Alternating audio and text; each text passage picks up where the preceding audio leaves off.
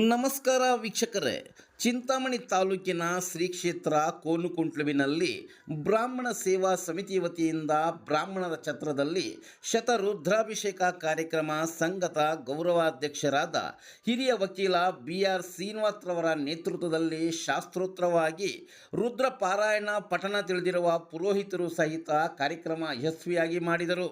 ಹಿರಿಯ ವಕೀಲ BR ಶ್ರೀನಾಥ್ರವರು ಮಾತನಾಡಿ, ರಥೋತ್ಸವ ಸಂದರ್ಭದಲ್ಲಿ ಬ್ರಾಹ್ಮಣ ಸೇವಾ ಸಮಿತಿ ವತಿಯಿಂದ ಅನ್ನ ಸಂತರ್ಪಣೆ ಕಾರ್ಯಕ್ರಮ ಹಮ್ಮಿಕೊಂಡಿದ್ದು, ಭಗವಂತ ಭಕ್ತರ ಉದರದಲ್ಲಿ ಬಂದು ಪ್ರಸಾದ ಸ್ವೀಕಾರ ಮಾಡುತ್ತಾನೆ. ಭಕ್ತರ ಕಣ್ಣಲ್ಲಿ ದೇವಾನುದೇವತೆಗಳು ಬಂದು ಕೂತುಕೊಂಡು ಸ್ವಾಮಿಯ ರಥೋತ್ಸವವನ್ನು ವೀಕ್ಷಣೆ ಮಾಡುತ್ತಾರೆ. ರಥೋತ್ಸವಕ್ಕೆ ಬಂದಿರುವ ಎಲ್ಲ ಭಕ್ತಾದಿಗಳು ದೇವರ ಸ್ವರೂಪವೇ. ಉತ್ಸವದಲ್ಲಿ ಜನರನ್ನು ಮುಟ್ಟಿದಾಗ ಮೈಲಿಗಾಯಿತು ಎಂದು ಹೇಳಬಾರದು ಎಂದು ವೇದಗಳು ಪುರಾಣಗಳಲ್ಲಿ ಉಲ್ಲೇಖಿಸಿದೆ. ಯಾವುದೇ ಜಾತಿ ಧರ್ಮದವರು ಉತ್ಸವಕ್ಕೆ ಆಗಮಿಸಿದಾಗ ಅವರನ್ನು ಮುಟ್ಟಿಕೊಂಡರೆ ಗಂಗಾ ಸ್ನಾನ ಮಾಡುವ ಅವಶ್ಯಕತೆ ಇಲ್ಲ. ಗಂಗಾದೇವಿ ಅವನಲ್ಲಿ ಇರುತ್ತಾಳೆ. ಕೋನುಕುಂಟ್ಲು ಅಶ್ವತ್ಥಾಮ ಕ್ಷೇತ್ರ. ಶತರುದ್ರಾಭಿಷೇಕ ಹಮ್ಮಿಕೊಂಡಿದ್ದೇವೆ. ಭಾರತೀಯ ವೇದ ಸಂಸ್ಕೃತಿಯಲ್ಲಿ ಪರೋಪಕಾರವನ್ನು, ಭಗವಂತನ ಆರಾಧನೆಯನ್ನು ಜನಗಳಿಗೆ ಅನುಕೂಲ ಮಾಡುವುದು ಸಂಸ್ಕೃತಿಯಲ್ಲಿ ತಿಳಿಸಿದೆ. ಲೋಕ ಕಲ್ಯಾಣಕ್ಕಾಗಿ ವಿಪ್ರಬಾಂಧವರು ಸೇರಿ ಈ ಮಹೋನ್ನತ ಕಾರ್ಯಕ್ರಮ ಮಾಡುತ್ತಿದ್ದೇವೆ. ರುದ್ರ ಅಭಿಷೇಕ ಪ್ರಿಯ. ರುದ್ರನಿಗೆ ನೀರಿನಲ್ಲಿ ಅಭಿಷೇಕ ಮಾಡುತ್ತಿದ್ದರೆ ನಮಗೆ ಬೇಕಾದಂಥ ಭೋಗ ಭಾಗ್ಯಗಳು ನೀಡುತ್ತಾನೆಂದು ತಿಳಿಸಿದರಲ್ಲದೆ, ವಿಪ್ರರನ್ನು ಅವಹೇಳನ ಕೆಲವು ಕಡೆ ಆಗುತ್ತಿದೆ, ಅದು ಆಗಬಾರದು. ವಿಪ್ರ ಬಾಂಧವರು ಯಾರ ಹಂಗಿನಲ್ಲೂ ಬದುಕುತ್ತಿಲ್ಲ ಎಂದು ತಿಳಿಸಿದರು. ಈ ಸಂದರ್ಭದಲ್ಲಿ ಹಿರಿಯರಾದ ವೇದ ಬ್ರಹ್ಮಶ್ರೀ ಕೃಷ್ಣಮೂರ್ತಿ, ಬ್ರಾಹ್ಮಣ ಸಂಘದ ಕಾರ್ಯದರ್ಶಿ BK ನವೀನ್ ಕುಮಾರ್, ಖಜಾನ್ಸಿ ಡಾಕ್ಟರ್ NS ಶ್ರೀನಿವಾಸ್, ಸದಸ್ಯರಾದ BN ಸತೀಶ್ ಬಾಬು, KV ನಾರಾಯಣ ಹಿಂಗಾರ್ ಮತ್ತು ಮಹಿಳಾ ಸದಸ್ಯರು ಹಾಜರಿದ್ದರು.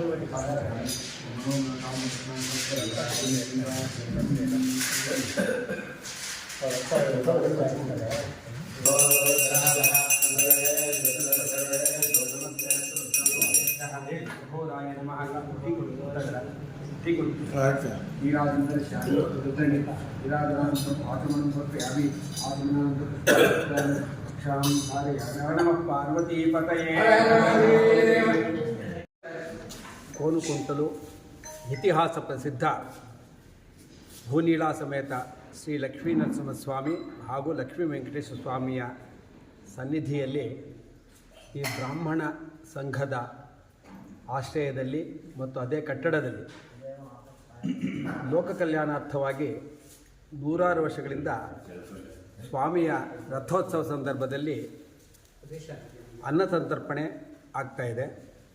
ಅನ್ನಸಂತರ್ಪಣೆ ಹೇಗೆ ಅಂತಂದರೆ, ಭಗವಂತ ಭಕ್ತರ ಉದರದಲ್ಲಿ ಬಂದು ಪ್ರಸಾದ ಸ್ವೀಕಾರ ಮಾಡ್ತಾನೆ. ಭಕ್ತರ ಕಣ್ಣಲ್ಲಿ ದೇವಾನುದೇವತೆಗಳೆಲ್ಲ ಬಂದು ಕೂತ್ಕೊಂಡು ಆ ನರಸಿಂಹಸ್ವಾಮಿ ರಥೋತ್ಸವವನ್ನು ವೀಕ್ಷಣೆ ಮಾಡ್ತಾರೆ. ಹಾಗಾಗಿ ಈ ಒಂದು ಉತ್ಸವಕ್ಕೆ, ರಥೋತ್ಸವಕ್ಕೆ ಬಂದ ಎಲ್ಲ ಜನಗಳು ಕೂಡ ದೇವರ ಸ್ವರೂಪವೇ. ಅಲ್ಲಿ ಏನು ಹೇಳ್ತಾರೆ ಅಂದರೆ, ಉತ್ಸವೇ ವಾಸುದೇವಸ್ಯ ಯಸ್ಸಾತ್ ಸ್ಪರ್ಶಶಂಕಯ ಸ್ವರ್ಗಸ್ಥಾಪಿತರಸ್ತಸ್ಯ ಪತಂತೆ ನರಕೆ ಕ್ಷಣಾತ್.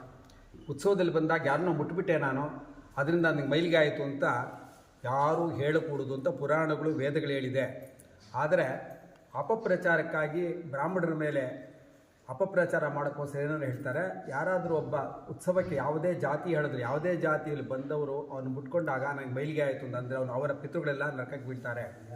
ಆಮೇಲೆ ವಿಷ್ಣು ಆಲಯಾಂತಿಕಾಸ್ಥಾನಂ ಯತ್ಸೇವಾರ್ಥಮುಪೇಶಾಂ ಸ್ಪರ್ಶ ಸರ್ವಾಪಗಾಸ್ಥಾನಾತ್ ಅತಿರಿಕ್ತ ತಮೋಮಗತಃ. ಯಾವುದೇ ಜಾತಿ ವರ್ಷ ಆಗ್ಬೋದು, ಯಾರೇ ಆಗಲಿ ಭಗವಂತನ ಉತ್ಸವಕ್ಕೆ ರಥೋತ್ಸವಕ್ಕೆ ಬರ್ತಾ ಇದ್ದಾಗ ಅವ್ರನ್ನ ಮುಟ್ಕೊಂಡ್ರೆ ಗಂಗಾ ಸ್ನಾನ ಮಾಡೋ ಕೆಲಸ ಇಲ್ಲ, ಗಂಗಾದೇವಿನೇ ಅವನಲ್ಲಿ ಬಂದುಬಿಡ್ತಾಳೆ, ಗಂಗಾ ಸ್ನಾನ ಮಾಡಿದ ಫಲ ಬರುತ್ತೆ. ಹಾಗಾಗಿ ಈ ರಥೋತ್ಸವಕ್ಕೆ ಬಹಳವಾದ ವಿಶೇಷವಾದ ಒಂದು ಸಾನ್ನಿಧ್ಯ ಇದೆ. ಹಾಗೂ ಇಲ್ಲಿ ಸಪ್ತ ಚಿರಂಜೀವಿಗಳು, ವಿಶೇಷವಾಗಿ ಅದರ ಅಶ್ವತ್ಥಾಮ ಕ್ಷೇತ್ರ ಇದು. ಅಶ್ವತ್ಥಾಮರು ಇವತ್ತು ಕೂಡ ಪ್ರತಿ ದಿವಸ ಉಷಃಕಾಲಕ್ಕೆ ಬಂದು ಸ್ವಾಮಿಯ ಅರ್ಚನೆಯನ್ನು ಮಾಡ್ಕೊಂಡು ಹೋಗ್ತಾರೆ. ಅಂತಹ ಸ್ಥಳದಲ್ಲಿ ಒಂದು ಭಗವತ್ ಭಕ್ತರಿಗೆ ನಿರಂತರವಾಗಿ ಸ್ವಾಮಿಯ ನವಾನ್ನಿಕ ಅಥವಾ ಏಕಾಶಾನ್ನಿಕ ರಥೋತ್ಸವ ಸಂದರ್ಭದಲ್ಲಿ ಭಗವಂತನ ಸ್ವರೂಪರಾದ ಲಕ್ಷ್ಮಣ ಸ್ವರೂಪರಾದ ಎಲ್ಲ ವಿಪ್ರಬಂಧುಗಳಿಗೆ ಇಲ್ಲಿ ಹಾಗೂ ಬೇರೆ ಬಂದಂತಹ ಜನರಿಗೆ ಒಂದು ಪ್ರಸಾದದ ಏರ್ಪಾಡು ಮಾಡಲಿಕ್ಕೆ ಒಂದು ಸೌಧವನ್ನು ಇಲ್ಲಿ ನಿರ್ಮಿಸಿಕೊಂಡು ನೂರಾರು ವರ್ಷಗಳನ್ನು ನಡೆಸ್ತಾ ಇದ್ದಾರೆ. ಆ ಒಂದು ಈ ಸ್ಥಳದಲ್ಲಿ ಇವತ್ತು ರುದ್ರಾಭಿಷೇಕವನ್ನು ಮಾಡಬೇಕು. ರುದ್ರಾಭಿಷೇಕ ಅಂದರೆ ಏನು ಅಂತಂದರೆ, ರುದ್ರದ ಚಮಕ ಪ್ರಶ್ನೆಯಲ್ಲಿ ನಮ್ಮ ಅಶ್ಮಾಚಮೆ ಮೃತ್ತಿಕಾಚಮೆ ಗಿರಿಯಶ್ಚಮೆ ಪರ್ವತಾಶ್ಚಮೆ, ನನಗೆ ಮನೆ ಕಟ್ಕೊಳ್ಳೋಕ್ಕೆ ಮರಳು ಬೇಕು, ಕಲ್ಲು ಬೇಕು, ಸಿಮೆಂಟ್ ಬೇಕು, ಹಣ ಬೇಕು, ಇಂಥ ಚಿಕತಾಶ್ಚಮೆ ನನಗೆ ಮರಳು ಬೇಕು ಅಂತ ಕೇಳ್ತಾರೆ, ಕಲ್ಲು ಅಶ್ಮಾಚಮೆ ಬೇಕು ಅಂತ ಕೇಳ್ತಾರೆ. ಏಕೆ? ಯಜ್ಞನ ಕಲ್ಪಂತ, ಯಜ್ಞ ಮಾಡೋಕ್ಕೋಸ್ಕರ ಅಂತಂದರೆ ಒಬ್ಬರಿಗೆ ನಾವು ಒಂದು ಲೋಟ ನೀರು ಕೊಡೋದು ಕೂಡ ಯಜ್ಞ ಸ್ವರೂಪವೇ, ಒಬ್ಬರಿಗೆ ಊಟ ಇಡೋದು ಕೂಡ ಇದು ಯಜ್ಞವೇ. ಹಾಗಾಗಿ ಈ ಒಂದು ಭಾರತೀಯ ವೇದ ಸಂಸ್ಕೃತಿಯಲ್ಲಿ ಪರೋಪಕಾರವನ್ನು, ಭಗವಂತನ ಆರಾಧನೆಯನ್ನು ಜನಗಳಿಗೆ ಅನುಕೂಲ ಮಾಡೋಷ್ಟೊತ್ತಿಗೆ, ಜನಗಳಿಗೆ ಗೌರವವನ್ನು ಕೊಡೋಷ್ಟೊತ್ತಿಗೆ ಅವ್ರಿಗೆ ಬೇಕಾದ ಸಲಕರಣೆ ಮಾಡಿಕೊಡುವಂತಹ ಒಂದು ಸಂಸ್ಕೃತಿಯನ್ನು ವೇದಗಳಲ್ಲಿ ಹೇಳಿದೆ. ಹಾಗಾಗಿ ನಾವು ಏನು ಮಾಡಿದ್ರೂ ಕೂಡ ಇಲ್ಲಿ ಲೋಕಲ್ಯಾಣಾರ್ಥವಾಗಿರುತ್ತೆ.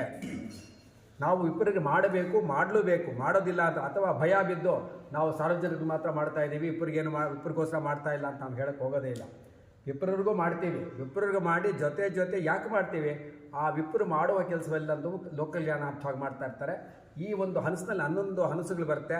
ಅದ್ರಲ್ಲಿ ಭಗವಂತನಿಗೆ ನಮಸ್ಕಾರ ಹೇಳ್ತೀವಿ. ಇನ್ನೊಂದು ಚಮಕದಲ್ಲಿ ನಮ್ಗೆ ಇಂತಹ ವಸ್ತುಗಳನ್ನು ಭಗವಂತ ನೀನು ಕೊಡಪ್ಪ ಲೋಕಲ್ಯಾಣ ಮಾಡೋಕ್ಕೆ ಅಂತ ಹೇಳ್ಬಿಟ್ಟು ಪ್ರಯತ್ನ ಮಾಡ್ತೀವಿ. ಹಾಗಾಗಿ ಏನೋ ಭಯ ಬಿದ್ದುಬಿಟ್ಟು ನಾವು ಸಾರ್ವಜನಿಕರಿಗಾಗಿ ಏನೋ ಮಾಡ್ತೀವಪ್ಪ ಅಂತ ಸೇರಿಸ್ಕೊಂಡು ಭಯ ಬಿಡುವಂಥದ್ದು ಏನು ನಿಮ್ಮ ಪರಿಸ್ಥಿತಿ ಏನಿಲ್ಲ. ಏಕೆಂದರೆ ನಾವು ಮೊದಲಿಂದಾನು ಸಮಾಜಕ್ಕೆ ಕೊಡಬೇಕಾದ ಕೊಡುಗೆಯನ್ನು ಕೊಡ್ಕೊಂಡೇ ಬರ್ತಾಯಿದ್ದೀವಿ. ಹಾಗಾಗಿ ಈ ವಿಪ್ರ ಸಮುದಾಯದವರು ಈ ದಿವಸ ಲೋಕ ಕಲ್ಯಾಣಾರ್ಥವಾಗಿ ಭಗವಂತನ ಅಭಿಷೇಕವನ್ನು ಇಲ್ಲಿ, ಏಕೆಂದರೆ ಲಕ್ಷ್ಮಣ ಸ್ವಾಮಿಗೆ ಅಲ್ಲಿ ಅಭಿಷೇಕ ಪ್ರಿಯ, ಇದು ಅಲಂಕಾರ ಪ್ರಿಯ, ರುದ್ರ ಅಭಿಷೇಕ ಪ್ರಿಯ. ರುದ್ರ ಏನೂ ಕೇಳೋದಿಲ್ಲ, ಆತನಿಗೆ ಯಾವಾಗಲೂ ನೀರಿನಲ್ಲಿ ಅಭಿಷೇಕ ಮಾಡ್ತಾ ಇದ್ದರೆ ಸಾಕು. ನೀರಿಂದ ಅಭಿಷೇಕದಿಂದ ತೃಪ್ತಿಗೊಂಡು ನಮ್ಗೆ ಬೇಕಾದ ಸಕಲ ಭೋಗಗಳನ್ನು ಕೊಡ್ತಾನೆ.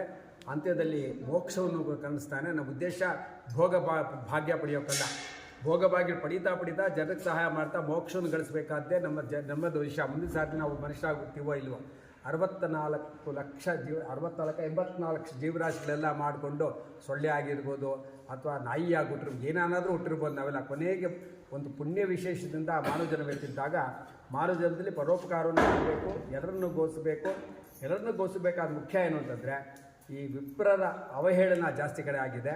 ಹಾಗಾಗಬಾರ್ದು. ನಾವೇನು ನಿಮ್ಮ ಹತ್ರ ಕೇಳ್ಕೊಳ್ತಾ ಇಲ್ಲ, ನಾವು ನಿಮಗೆ ಸೇವೆ ಮಾಡ್ತಾಯಿದ್ದೀವಿ, ನಮ್ಗೆ ಕೊಡಿ ಅಂತ ಏನಿಲ್ಲ. ನೀವು ಹೇಳ್ಕೊಡ್ತಿದ್ರು. ನಾವು ಬಹಿರಂಗವಾಗಿ ಅಂತರಂಗವಾಗಿ ಕೂಡ ಯಾವಾಗ ಲೋಕಲ್ಯಾಣವಾದ ಕೆಲಸವನ್ನೇ ಮಾಡ್ತೀವಿ ಅನ್ನೋದನ್ನು ಮತ್ತೆ ನಿಮಗೆ ಎಲ್ಲ ಸಾರ್ವಜನಿಕರಿಗೂ ಈ ಮೂಲಕ ತಿಳಿಸೋಕ್ಕೆ ನಾನು ಇಷ್ಟಪಡ್ತೀನಿ. ಇವತ್ತು ನಾವೇನೋ ಭಯದಿಂದ ನಿಮಗೆಲ್ಲ ಭಯ ಬಿದ್ದು ಮಾಡ್ತಾ ಇದ್ದೀವಿ. ಯಾಕೆಂದರೆ ನಾವು ಯಾರ ಹಂಗಲ್ಲಿ ಬರ್ತಾ ಇಲ್ಲ. ನಾವು ನಮ್ಮದೇ ಆದ ಸಂಸ್ಕೃತಿಯಲ್ಲಿ ನಮ್ಮದೇ ಆದ ಸಂಪಾದನೆಯಲ್ಲಿದ್ದು ಯಾರ ಕೈ ಇಡ್ತಾ ಇಲ್ಲ. ನಾವು ಬ್ರಾಹ್ಮಣರು ಏನು ಉದ್ದೇಶ ಕೈ ಎತ್ತು ಕೊಡೋದೇ ಅಷ್ಟೇ. ಅವರು ಅಕಸ್ಮಾತ್ ಯಾರೋ ದಕ್ಷಿಣೆ ಕೊಟ್ಟಾಗ ನಾವು ಮಾಡಿಕೊಟ್ಟು ಕೆಲಸಕ್ಕಾಗಿ ಒಂದು ಸಂಭಾವನೆ ಕೊಡ್ತೀರಿ ಹೊತ್ತು ಯಾರ ಹತ್ರನೂ ಈಗ ಆ ಕಾಲ ಹೋಯ್ತು, ಹಿಂದಿನ ಕಾಲದಲ್ಲೆಲ್ಲ ಹೋಯಿತು.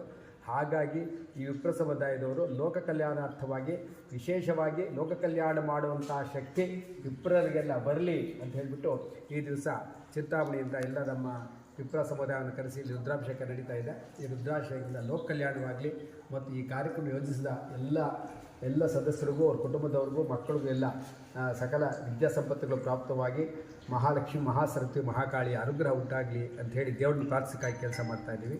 ಓಂ ಶಾಂತಿ ಶಾಂತಿ ಶಾಂತಿ. ನಮಸ್ತೆ